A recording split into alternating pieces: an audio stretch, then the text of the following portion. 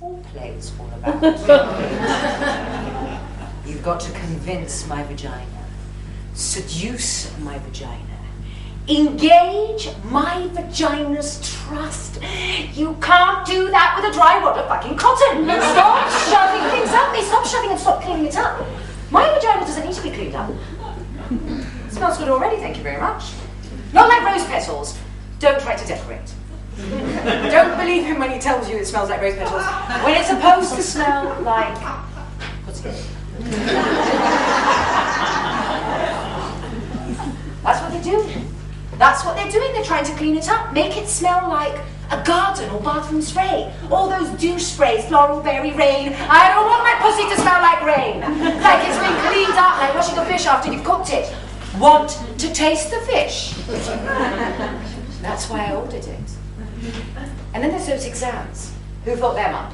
There's got to be a better way to do those exams. I mean, why the paper dress that scratches your nipple and crunches up when you're lying down so you feel like a wad of paper somebody just threw away? Why the rubber gloves? Why the flashlight all up there like Nancy Drew working against gravity? Why the Nazi steel stirrups? I mean, cold duck lips they shove inside you. I mean, what the hell is that? My vagina's angry about those visits. It is. It gets defended weeks in advance. It shuts down. It won't relax. Don't you just hate that? Relax your vagina. Relax your vagina. Why? My vagina's not stupid. Relax so you can shove those duck lips inside it. I don't think so. I mean, why can't they find some nice, delicious velvet and wrap it around me? Lay me down on a feathery cotton spread. Put on some nice, friendly pink or blue gloves. Lay my feet in fur-covered stirrups. Warm up the duck lips. Work with my vagina, but no more tortures. Dry wad of fucking cotton, mean cold duck lips, and thong underwear. That's the worst. Who thought that up? I mean, it moves around, gets stuck in the back of your vagina. Vaginas need to be loose and wide, not held together. That's why girdles are so bad for you. We need to move. And spread. We need to talk and talk. We need comfort. Why not do something like that? Something to give us pleasure. Oh no, can't do that. Hate to see a woman having pleasure, particularly sexual pleasure.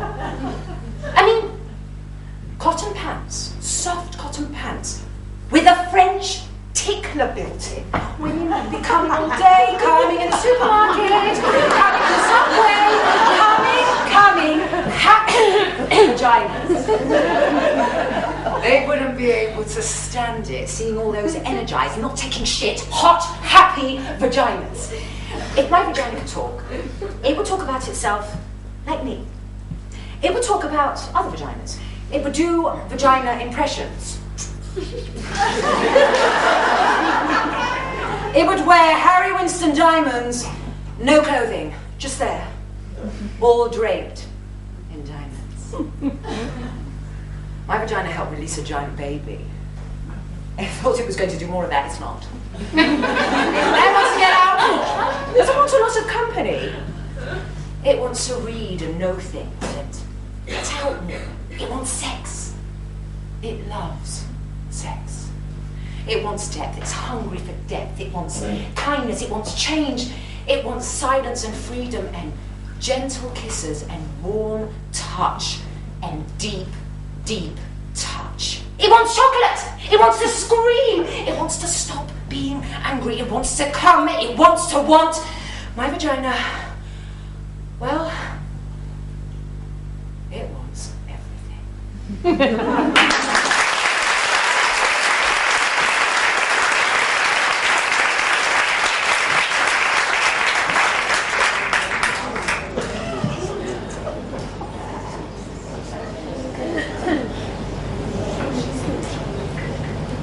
Mallory, December 1965, 5 years old. My mama tells me in a loud, scary, life-threatening voice to stop scratching my coochie snorcher. I become terrified. I've scratched it off down there. I do not touch myself, not even in the bath. I'm afraid of the water getting in and filling me up so I explode.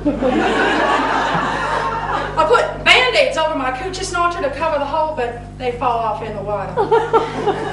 I imagine a stopper, a bathtub plug up there to prevent things from entering me. I sleep with 3 pairs of happy heart pattern cotton underpants underneath my snap-up pajamas. And I still want to touch myself, but I don't. Memory, 7 years old. Edgar Montaigne, who's 10, gets angry at me and punches me with all his might between my legs.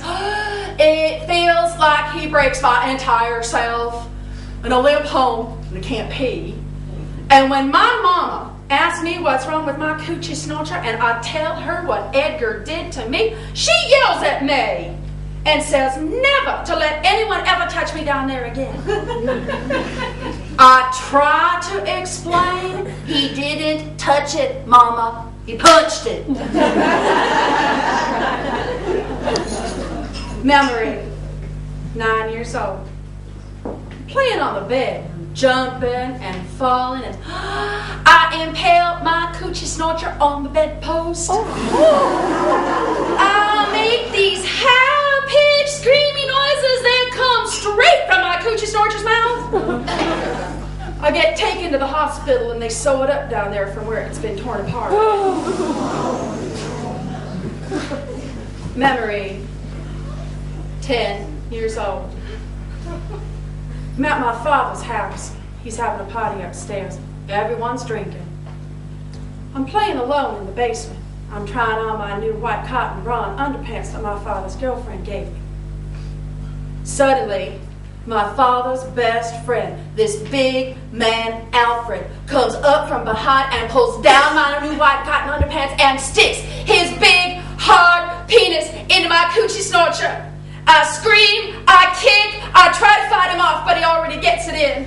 And then my father's there, and he has a gun, and there's this loud, horrible noise, and there's blood all over Alfred and me. Lots and lots of blood. And I am sure now that my coochie snorter has finally fallen out. Alfred is paralyzed for life, and my mama doesn't let me see my father for 7 years. Memory, 12 years old. My coochie snorter is a bad place. A place of pain, nastiness, punching, invasion, and blood. It's a sight for mishaps. It's a bad luck zone. I imagine a freeway between my legs, and girl, I am traveling, going far, far away from here. Memory, 13 years old. There's this beautiful 24-year-old woman in our neighborhood, and I stare at her all the time. One day, she asked me into her car. She asked me if I like to kiss boys. I said, oh, no, I do not like that. Then she says she wants to show me something. And she leans over and she kisses me so softly on the lips with her lips. And then she puts her tongue in my mouth. Wow. She asked me over to her house. And then she kisses me again and tells me to relax, to feel it, to let our tongues feel it. She asked my mama if I could spend the night, and my mama's delighted that such a beautiful, successful woman has taken an interest in me. Well, I'm scared, but really, I can't wait. Her apartment's fantastic. She's got it hooked up. It's the 70s. The beads, the fluffy pillows, the mood lights. I decide right there and then that I want to be a secretary when I grow up, just like her. She makes herself a vodka, and she asks me what I'd like to drink, and I say the same as she's drinking. She says she doesn't think my mama would like me drinking vodka. I say she probably wouldn't like me kissing girls either. And the pretty lady makes me a drink. And then she changes into this chocolate satin teddy. Oh, she's so beautiful. And I always thought bull daggers were ugly. I say, oh, you look great. She says, so do you. I'll say, well, I only have this white cotton brown underpants. And then she dresses me slowly in another satin teddy. Oh, and it's lavender, like the first soft days of spring. Well, the alcohol has gone to my head and I am loose and ready. I notice there's a picture over her bed of a naked black woman with a huge afro as she slowly and gently lays me down on the bed. And just our bodies rubbing makes me come. And then she does everything to me and my coochie snatcher that I always thought was nasty before, and wow. She says, your vagina, untouched by man, smells so nice, so fresh. Oh, wish I could just keep it that way forever. Oh, then I get crazy wild. And then the phone rings, and it's my mom. I'm sure she knows she catches me at everything. I'm breathing so heavy, and I try to act normal when I get on the phone. And she says, what's wrong with you, girl? Have you been running? And I say, no, Mama, exercising.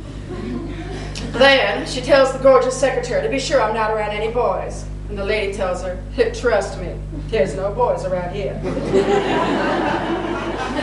Afterward, the beautiful lady teaches me everything about my coochie snatcher. She makes me play with myself in front of her, and she teaches me all the different ways to give myself pleasure. She's very thorough. She says to always know how to give myself pleasure, so I will never, ever have to rely on a man. Well, in the morning, I'm afraid I'll become a butch because I am so in love with her. And she laughs, but I never see her again.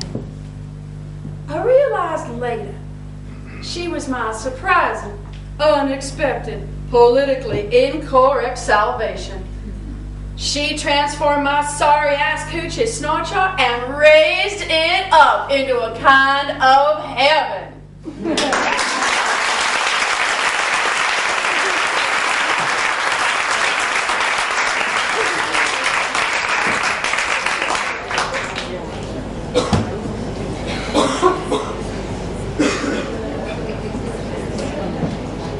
I have always been obsessed with naming things. If I could name them, I could know them. If I could name them, I could tame them. They could be my friends. For example, I had a large collection of frogs when I was a little girl. Stuffed frogs, china frogs, plastic frogs, neon. I really like it. Cunt. Listen to it. Cunt. Cabin, cackle, click, cute, come, close, see, close inside, inside car. Then curvy, inviting, shark skin, you, uniform, under, urge, up, you then, and then, cunt, snug letters fitting perfectly together, nexus, now, nice, always deep, always round in uppercase, jagged, wicked, electrical pulse, warm, then soft, then then tea, sharp, certain, tiny tea, texture, tight, tantalizing, tensing, tendrils, time, tactile, tell me, cunt! Tell me. Cunt! Tell me. Cunt!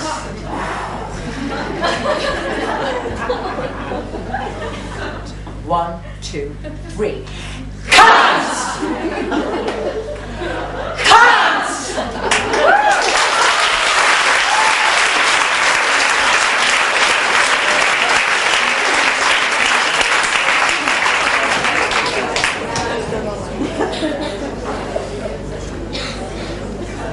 What does a vagina smell like? musky. Depends. Earth. Damp autumn leaves. Cinnamon and cloves. Me. Yummy candy. God. The woods. Fish. And musk. Depends. Roses. Ocean. Musk. Light. Streets. And care. I don't know. Somewhere between fish and lilacs? Sexy. Spicy, musky, jasmine,